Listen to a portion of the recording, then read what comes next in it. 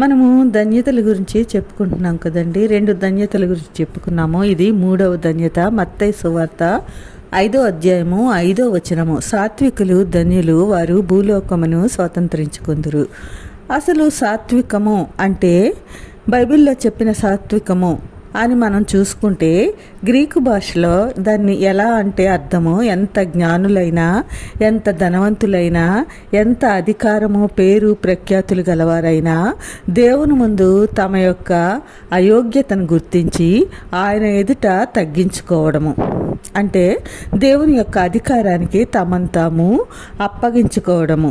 దీన మనస్సు కలిగి దేవుడు తమ జీవితంలో ఏం చేశాడో దానికి విధేయత కలిగి జీవించడం.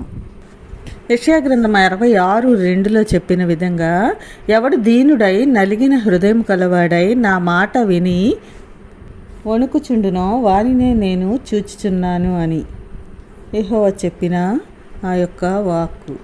సాత్వికులు మనుష్యుల మెప్పును కోరరు కనుక ఎవరికి భయపడరు.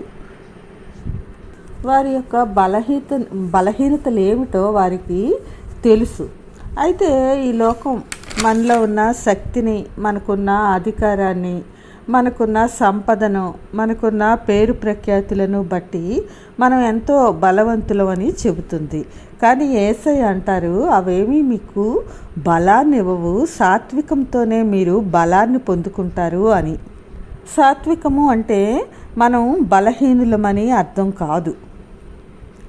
మోషే భూమి మీద ఉన్న అందరిలో మిక్కిలి సాత్వికుడు అని సంఖ్యాకాండం 12:3 యేసయ్య అంటున్నారు.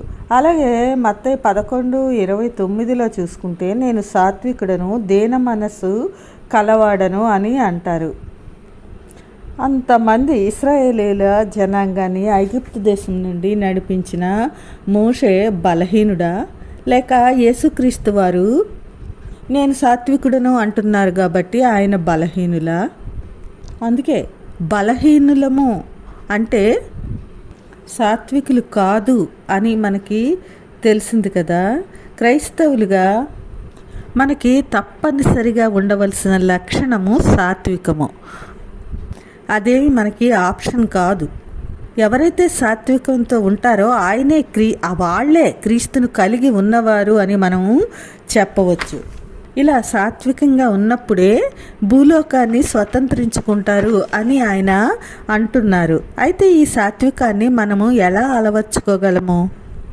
కొలస్సీ పత్రిక 3:12 జాలిగల మనస్సు, దయాళుత్వము, వినయమును, సాత్వికమును, దీర్ఘశాంతమును ధరించుకోవాలి. క్రైస్తవుడైన ప్రతి ఒక్కరికి ఈ గుణాలు అనేవి ఉండాలి. ఇది ఒక ఆత్మఫలం.